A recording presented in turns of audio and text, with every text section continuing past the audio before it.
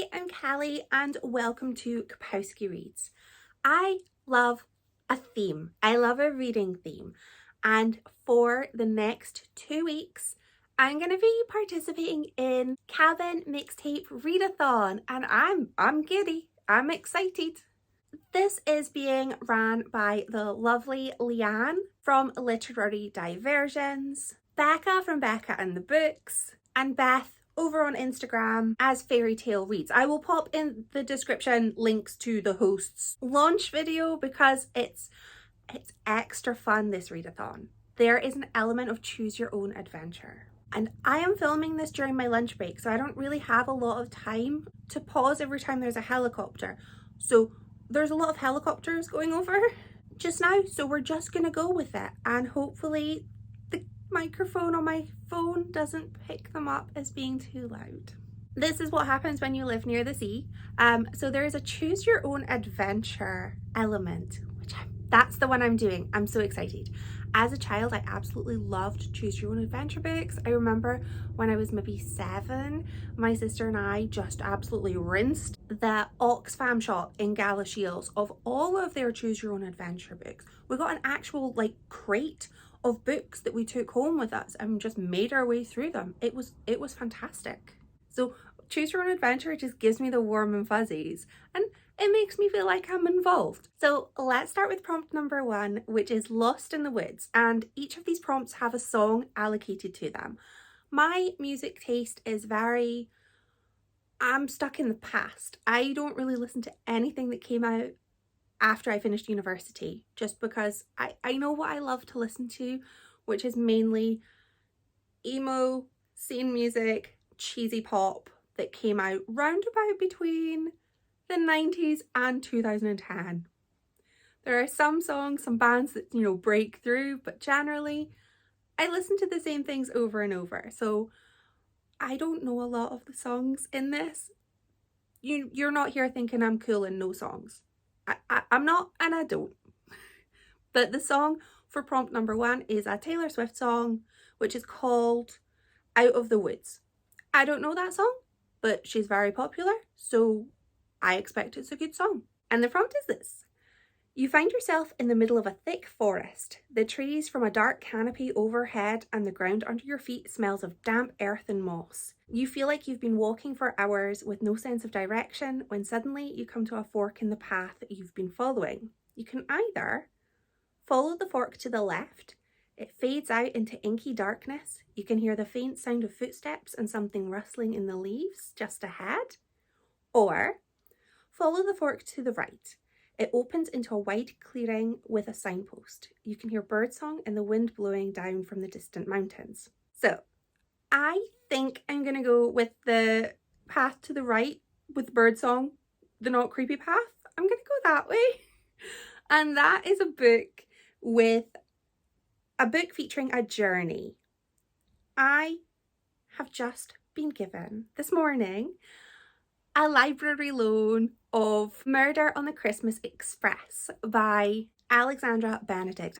I've read the first wee bit, I'm maybe 10% into it, and I don't know about it. I don't know, but I've committed, so I'm reading it. It is about a murder on a Christmas train. There's a train that is the Caledonian Sleeper, which comes up from England, comes up all the way up to Inverness, Fort William, further north than where I am. And there's a murder, and it's a closed room murder. I'm very excited. I love a cozy Christmas murder story or a cozy Christmas book, but cozy Christmas murder.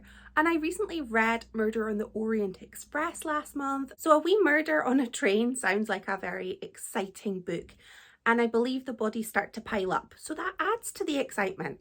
So I will report back when I'm probably going to report back when I finish the book, unless I want to give an update partway through. Who knows? We'll find out together. This is very exciting. And then we can pick the next prompt together. Let me know in the comments if you've been joining in with this readathon and how you got on with any amazing books that you've enjoyed. And I will let you know how my books go.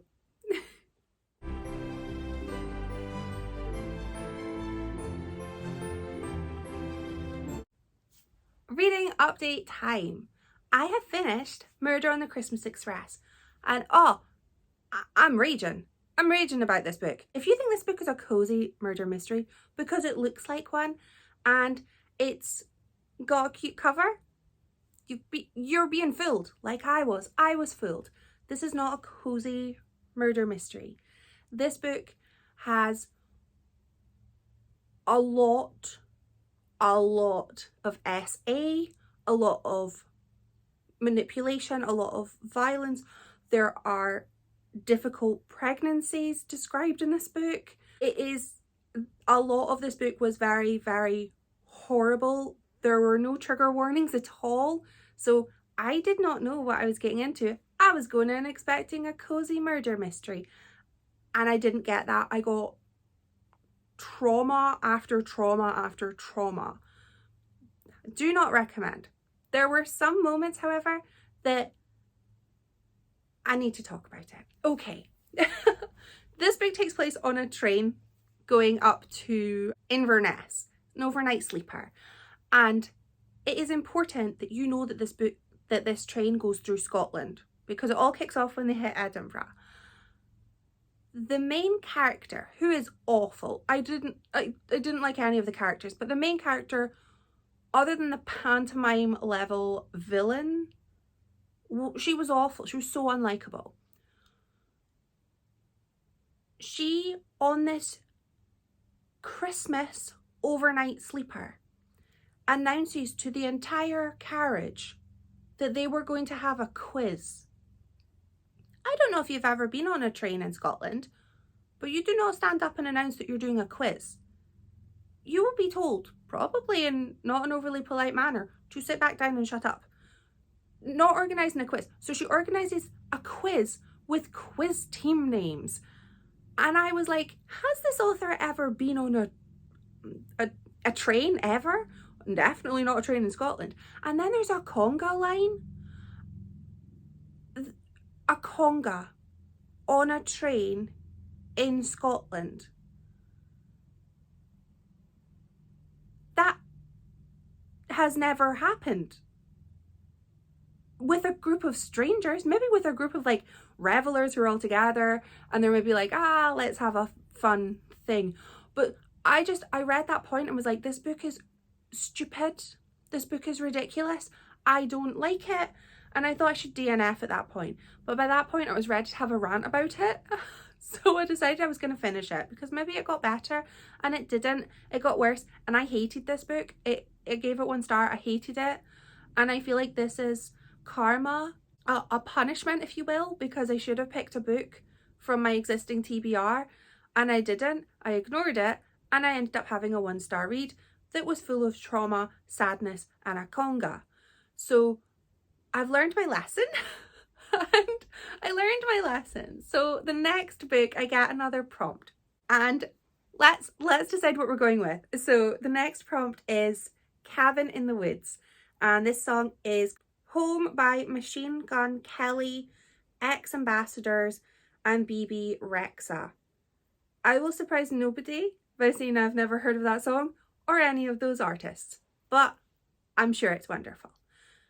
Just as you start to lose hope that you'll ever find a place to sleep, you trip over the stump of an old rotted fence post and look up to see a cabin obscured by bushes and brambles. It looks empty, the window shutters slowly creaking in the breeze, and the door standing very slightly ajar. Your options are pretty slim, so you walk up the steps and slowly creep inside. The cabin has A, been abandoned by its last owner because it's very clearly haunted as hell. There's at least one ghost, but you're sure you saw something with teeth staring in the window. And there's a weird invasive plant growing out of the chimney. You've got your work cut out for you.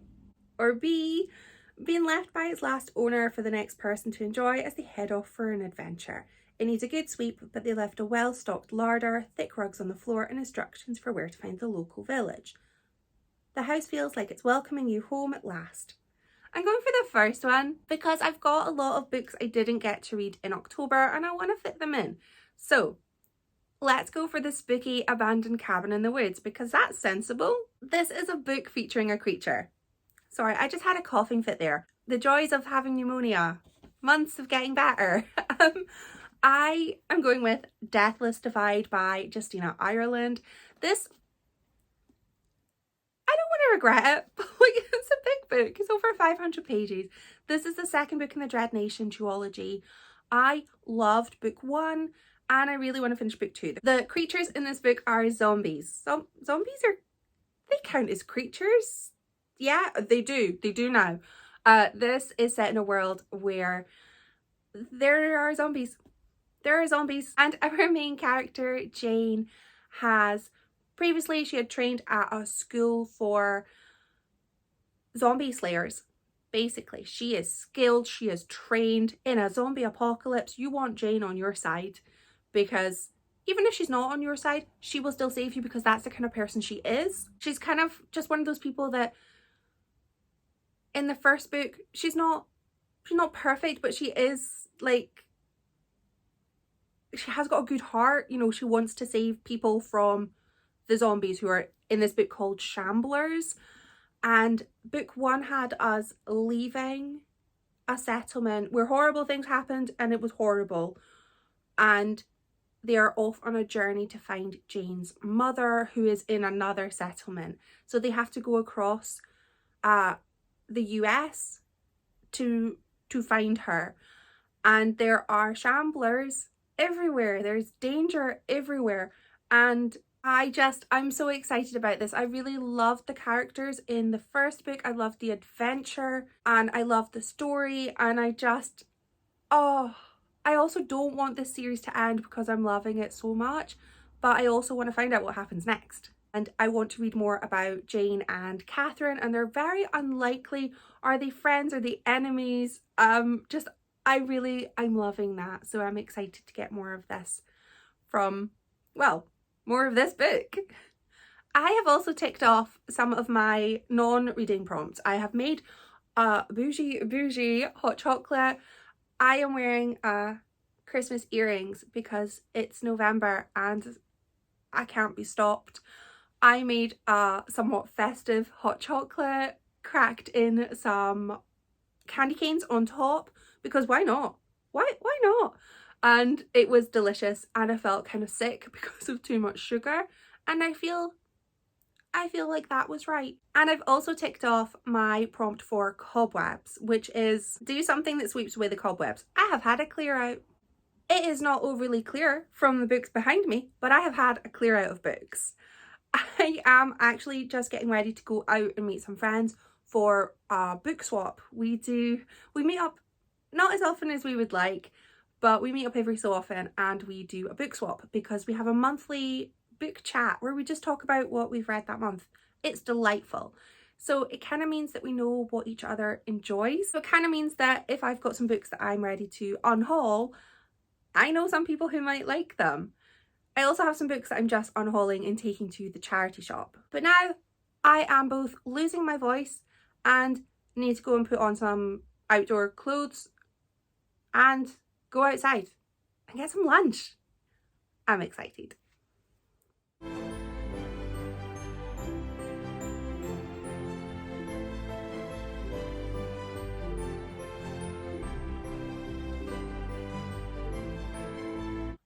Well, I did not expect to sob hysterically reading Deathless Divide, and yet here we are. I sobbed hysterically 4 times reading this book. 4.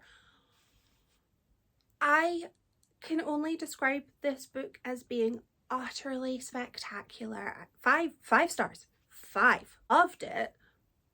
I thought I knew the characters in this book. I felt like I'd gotten to know them really, really well. Sorry, my neck is really sore today. I thought I'd gotten to know them really, really well in book 1. But this book, there was so much character development. I really got to see new sides of people. And I just grew to love the characters so much more. And I already loved them. And I grew so attached to them. And may I give some advice? If you are reading a book that is featuring a zombie apocalypse, don't get attached to characters. Don't. Because I'm sitting going, this book's going to have great times for everyone. Everyone's going to have a lovely time. Happiness is, ahoy. But there's a zombie apocalypse. Happiness, not so much ahoy. This was a fantastic story. It was mainly about an actual physical journey to find safety. And in addition to that, there were these side stories that involved bounty hunting and these new characters that we hadn't met before, these new locations where it was so interesting seeing how different parts of the country had been affected by this zombie outbreak. And we got to know more about the outbreak, and so much happened. It was so exciting. I felt like I didn't know, could I trust anybody? Was anybody safe? This book was amazing. I just felt drained, like in the best way, you know, when you read a book and you're so emotional and so involved and just everything happens and you're like, just let them have a nice time. Just let the people have a nice time with nice things. And I utterly loved it. I'm so sad that this book has come to an end. I think it would be really interesting to have this series, you know, continue. It ended in such a way that I feel you could totally have spin-off series, and I would read them. I would read them all because I love this book. I love the characters. I love the story. I love the adventure. I loved the way that it sort of altered real life to sort of involve this zombie outbreak, but the issues facing these people very much were real, and I loved it. Heartbroken. I was a shell, a husk of a woman by the time I finished this book. It was amazing and I highly recommend it, but be hydrated. You have to hydrate before you cry. So that is me ticked off my second prompt for this mixtape readathon, and let's find out what it's going to be next. Okie doke, so prompt number 3.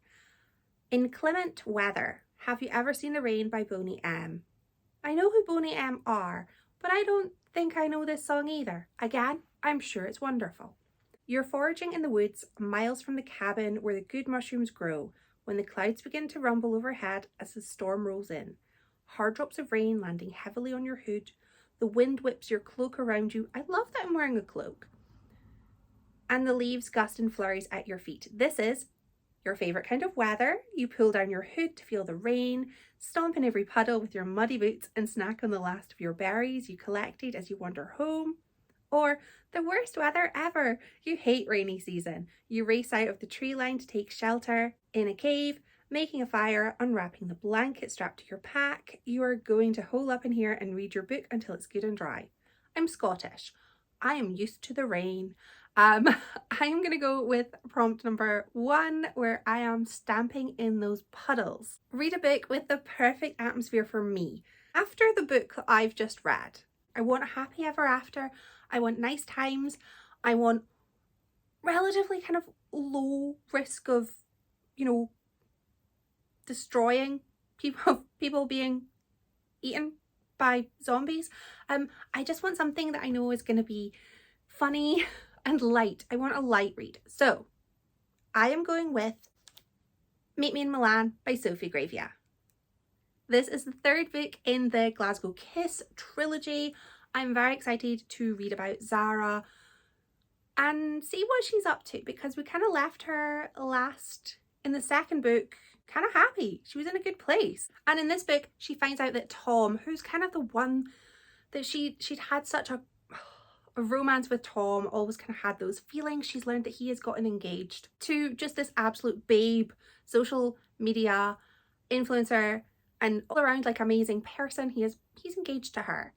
And Zara starts to panic. She's, you know, oh, good for you, you're engaged. But then she finds a note from Tom where he's just expressing how much he loves her, how much he cares for her. And she decides to drop everything and go to Milan to his engagement party.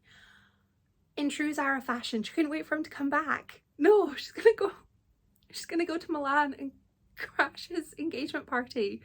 I think this book is going to be ridiculous. I think it's going to make me laugh. I think it maybe might make me cry. I'm very excited, and I am also, this is the 3rd, if I finish this will be the 3rd series that I have finished in November. Go me. I will report back with updates when I'm better hydrated.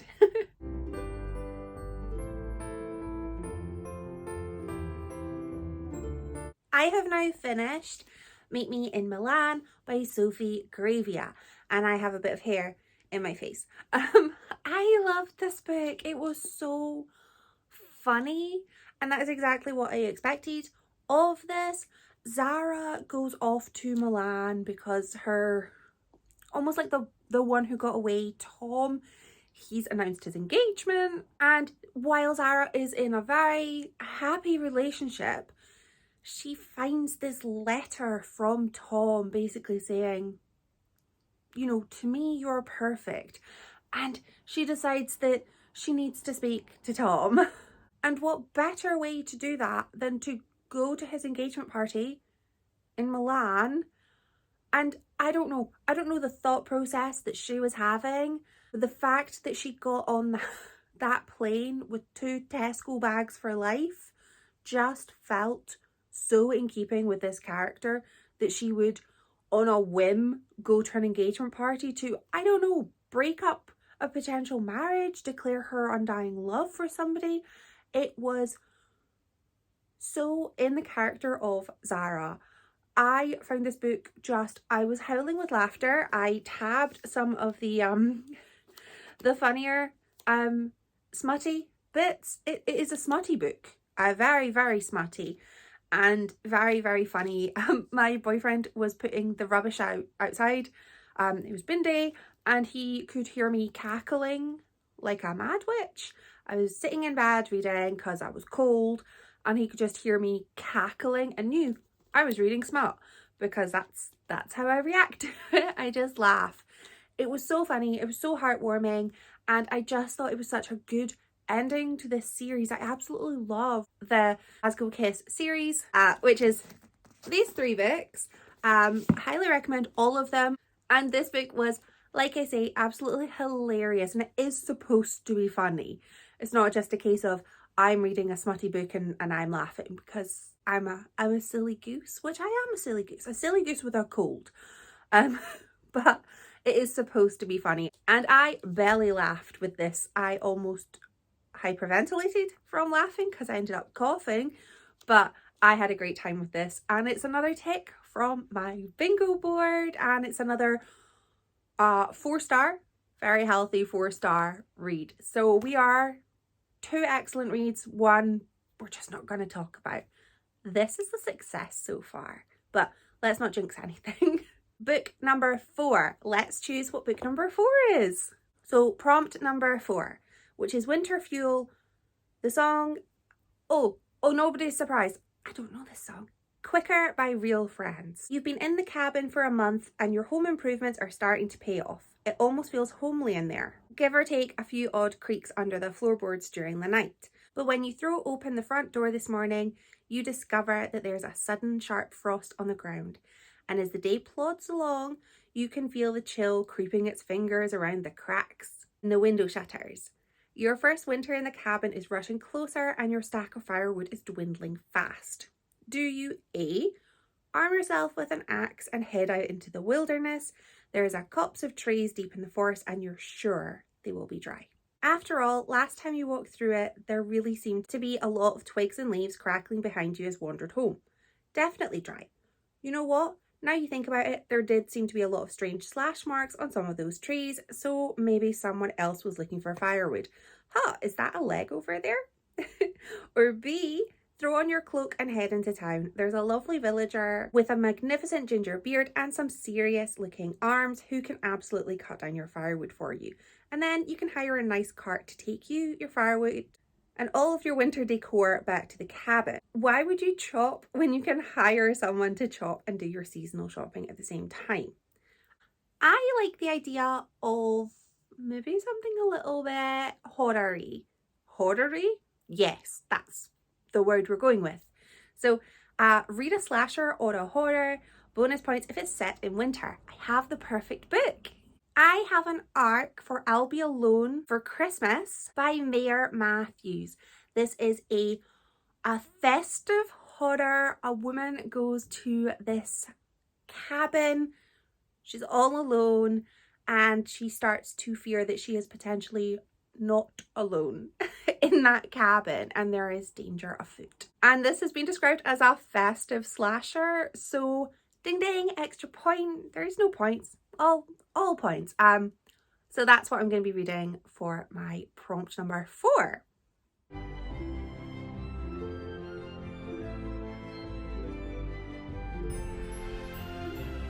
Book number 4 is finished and I liked it. I had a good time with it. A Christmas slasher. I'll be alone for Christmas. Now, I wasn't sure if I was going to like this because while I love horror, sometimes I find things that are meant to be scary, I find them too scary. I'm a big old wuss. And I did find this to be scary. I had to have my partner sit next to me while I read it on the sofa downstairs with the big light on because it was very scary. That main character, Romy, she is off on this Christmas trip. She'd booked an Airbnb for her and her boyfriend. She kind of hoped that he was going to propose, and instead he breaks up with her. So she ends up going on this trip alone, even though half of her friends are like, yeah, you go for it. And the other half are like, maybe don't. That sounds like it could be a little bit risky. Going to this isolated yet romantic holiday location. And for the first half of this book, I was just so tense waiting for it to happen, waiting for it to all kick off. Because Romy's kind of, I'm not going to say paranoia because I've read this book. I don't think she was paranoid. I think all of her suspicions were valid. She's sort of starting to maybe hear things that aren't there, see things that maybe don't make sense. She finds some puddles and she's like, what? Where did that come from in the house? It wasn't there. I tidied it up. And there's all these little things that make it seem like she's not the only person in this house. But she is. She's rented it. And there's nobody else there. She's all alone. The second half of the book is where the horror begins. It is, I would say, very scary for me as a person who is scared that there is maybe somebody hiding in my house. I hope there's not, but it's a fear. What if there is? Like, what if there's somebody up there in the loft enjoying our Christmas decorations, which will be coming down very shortly. Yeah, I was so tense because it's just that fear of being watched and you don't know who's watching you, like, oh, the call is coming from within the house kind of thing. Really enjoyed it. It was gory. There were a few points that I was a bit, I'm squeamish, and I was a bit like, oh no. But I really enjoyed this. I was kept guessing throughout. When the sort of reveal came, I was like, nope, did not see that happening. I had all of these wild theories about who was gonna be doing what, and I was wrong. I was very wrong, but I really enjoyed this. It was a very short, it was a novella, so a very quick read, but a kind of nice transitional read taking you from autumn with your sort of scary books into December. But, oh, we've still got some horror. So it's not, full jingle bells just yet, but, a little toe in the water. I had a good time with this as well. So, yay! Let's find out what's our last book? What's our last book of this mixtape readathon? Prompt number 5 is The Dark Nights, Bad Moon Rising by Creedence Clearwater Revival. I think I know this song. Maybe. Let's say I do know it because I think I do, but I might be thinking of a different song. But we're going with it. Now that you're bedded in for the winter, there is a lot of long dark nights ahead of you, with the door firmly bolted and the shutters closed fast against the howling wind. There's only so many trims you can paint, and you don't want to go through your book stash too quickly because there's absolutely no trekking back to the village before the snow clears. The evening's entertainment is looking a little bit slim. Time to try something new. Do you A, finally take up knitting? You've bought upwards of 15 skeins of yarn from a very nice group of weavers in the village. And you've attended no less than, well, one session with Mistress Maggie in her little cabin by the lake, where she teaches people to make nets for fishing, blankets for the winter, and some very snazzy socks. You've totally got this. Or B, finally break out that book of spells you found buried in the old trunk at the end of the bed. Some of the spells look a little bit generic. Who needs fire starting spells when you've got matches? But there are one or two in there with true potential. Something about summoning a creature, some wishes, and ooh, look, a banishing spell. Everyone loves a good banishing. I can already knit. I'm a knitter. And I love knitting socks. I can already do that. So let's not go with the knitting one because it's not a new skill for me. I am going to go with option 2, option B, which is a book that features kind of some dark magic, or at least used for dubious purposes. So I don't know if this book is necessarily meeting the criteria, but I think it is. I'll find out later. I'm going with Rouge by Mona Awad.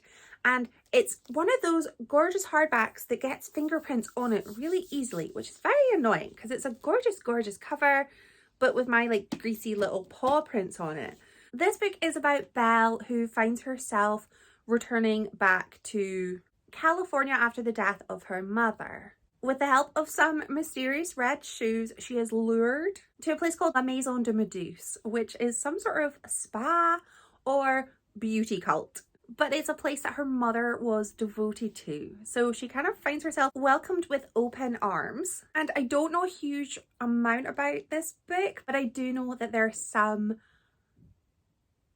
speculative moments in it, so that's why I think there might be some magic, but I might have just imagined that it's Death Becomes Her, which is one of my favourite films. So I'm gonna pick this next and hope that it kind of meets the prompt, and if it doesn't, then oh well, I've read a book that looks good. Still a victory in my eyes. I will report back and let you know if it does meet the criteria. We'll find out together.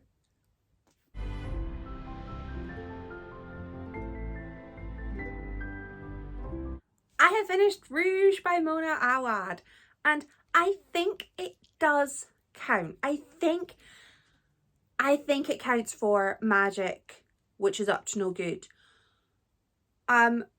This book, if you've read this book, let me know in the comments, because what did I just read? What is this? I don't know. Yes, this book is about Belle, who returns back to California from Montreal. Her mother's passed away. Her mother was part of this spa, this luxurious spa. Her mother was an absolute babe. Belle is obsessed with skincare and beauty, and just sort of always kind of felt like she was not pretty, and always kind of looked up to her stunning mother. And she finds herself sort of taken into this beauty spa cult, and that's all fine. That's fine. That's the blurb says this. However, the book is so weird, but like in the best way. Belle starts to kind of lose a little bit of her memory, a little bit of, you know, timey-wimey lapses in time and memory. She forgets she doesn't know how to swim, for example. She also forgets words. So there are some sentences in this book that make no sense because there are other words. For example, there's a moment in a shop where she's like, have I severed this person before? She means served, but she's using, her brain just can't get the right word, so it's replacing it with a, you know, similar enough word, but it just made for a very, I felt disoriented reading this book. Kind of like I had that sense that I was falling while reading it, like I wasn't stable. And I know that makes absolutely probably no sense, but I felt like maybe I could fall over at any point reading this book. If somebody just went boop, I would have just toppled. I just felt so disheveled by this book. There is the beauty cult that was just so fascinating. There are jellyfish. There is Tom Cruise. I don't know how much I can say about this book, because I feel like a lot of what I want to say about this book is a massive, huge spoilers. And I do not want to spoil this book.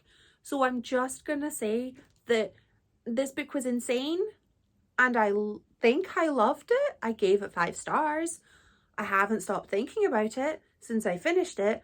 But I also have absolutely no idea how to describe what happened, other than absolute chaos, confusion, a skincare routine that I kind of want to get involved in because I don't have enough steps in my existing routine.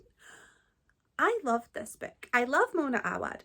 I feel like her books are always just weird, but like I get them. Like they're weird, but they sort of have that appeal that I'm like, yeah, I like that. I think I've maybe, let's just say I'm going to put Mona Awad into my little pile of autobi authors. You know, go and join Kaylin Bayron and Sylvia Marino Garcia. Go hang out, maybe go for brunch. I don't know. That's what I like to assume that my autobi authors get up to. And Mona Awad is going there too after I've read 3 of her books. I thought they've all been amazing. They've all been weird, but in a good way. And I feel just, I don't know. You know when you read a book and you're like, what? What? That's this book. It is what? But I highly recommend it. If you need a book to make sense, you might not like this. But if you enjoy a book that is just vibes, just pure vibes, madness, chaos, little bit Tom Cruise. I was born in 1986. I grew up watching Legend. I also had a mild obsession with Tom Cruise, but only as that character, because I thought that then I could maybe get to meet Tim Curry through him and, you know, hang out in a cool fantasy world. That was my child logic. So I got the Tom Cruise obsession in this book, but it was so strange, fantastic. I think I need to read this at least 17 more times before it starts to make lots of sense. But it was bizarre. And I think if you like bizarre and you're happy to have a book just take you on a wild ride, but ultimately kind of lose you at every twist and turn, then go for it. But if you need a cohesive plot and if you need to like get to know all of your characters, this might not be for you because you don't really get to know people that well. But this was weird. I loved it. And I think this might be on my favourite list of the year. I don't know. I haven't done the maths, but I will. That's a problem for December though. So I have successfully finished my mixtape list. I have read my 5 books. These are my physical books. And I had 2 ebooks. I had such a good time with this mixtape. I read 5 books. I loved 3 of them. And I liked 1 of them. We don't talk about the other one. So all in all, I am saying that this was a winner. I'm very delighted. And I think this was the perfect way to end autumn. Or, I mean, autumn doesn't technically end until partway through December, but I'm in the northeast of Scotland. It's frosty. So yeah, a wonderful way to end November. Let me know if you were joining in with the readathon, what you ended up reading. Otherwise, just let me know what you have been reading lately. Thank you so much for watching. Bye!